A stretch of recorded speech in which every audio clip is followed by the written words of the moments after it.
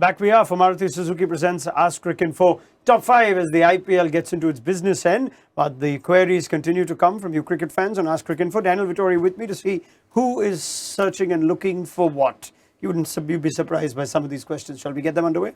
Let's do it. All right, first up, highest opening partnerships for CSK in the IPL. In fact, the day we're recording this is after we've seen yet another fine opening stand between Ruturaj Gaikwad and Devin Conway. Do you think that one against SRH would be right up?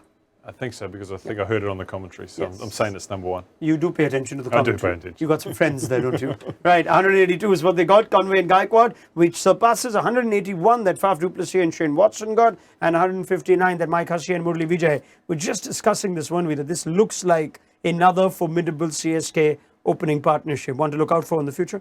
Yeah, CSK must be so excited because it relives those memories of those two partnerships that you just mentioned there, and those are the building blocks to a great IPL team. Yep, this could be something great for CSK, if not this season, certainly in the seasons to come. Let's go to our next one.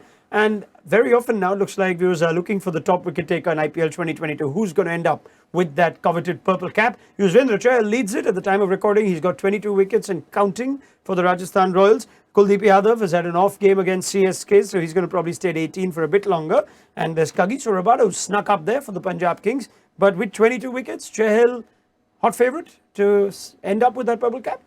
Hot favourite with Hasaranga, I think, breathing down his neck after a 5 foot a day. But Chahal looks in wicket-taking form.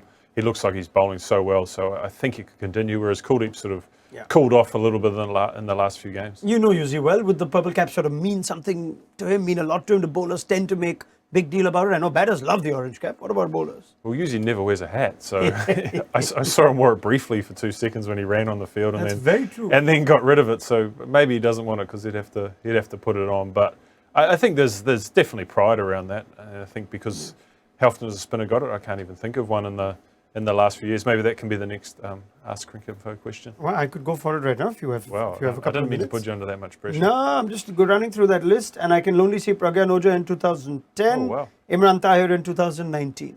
So there you go. You can ask me, not Cricinfo. I am Cricinfo. Oh, yeah. I know that. No, I'm kidding. Right, let's go to our next question, shall we? The most ducks by a batter in the IPL.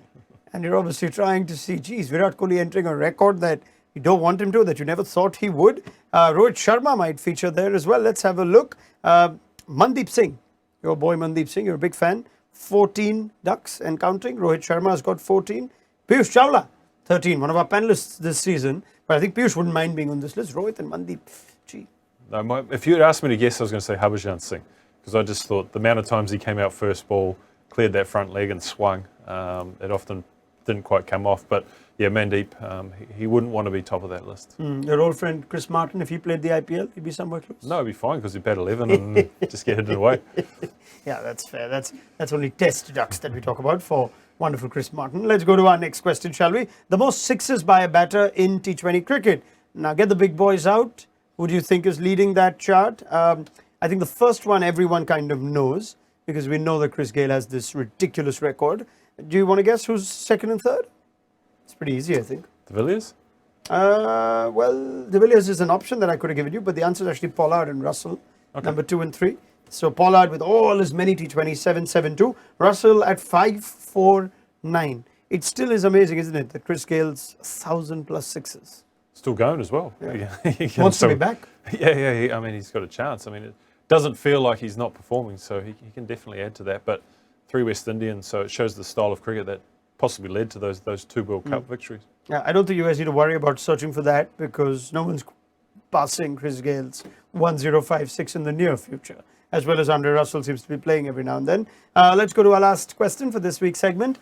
The most dot balls faced in this year's IPL. Let me give you some options. Butler, Rahul, Dhawan. Who do you think has faced the most dot balls in this year's tournament? Rishi Dhawan? Shikhar Dhawan. Shikhar Dhawan. Yes. I'll go Shikhar Dhawan.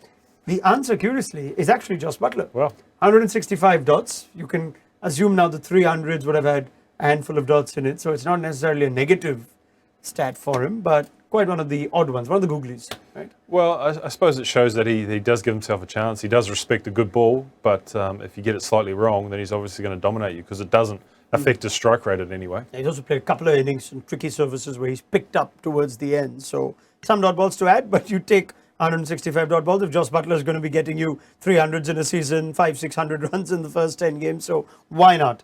That was fun. Learn something? I learned, well, it reinforced the fact that you are Cricinfo, so I was pleased to know that. All right. We'll probably try and edit this out. Or we'll make sure it stays in. I'll decide. I am Cricinfo. Thank you to Daniel Vittori. And thank you to all of you for sending in these queries. Keep them coming. We'll be back next week with Maruti Suzuki Presents Ask Cricinfo Top 5.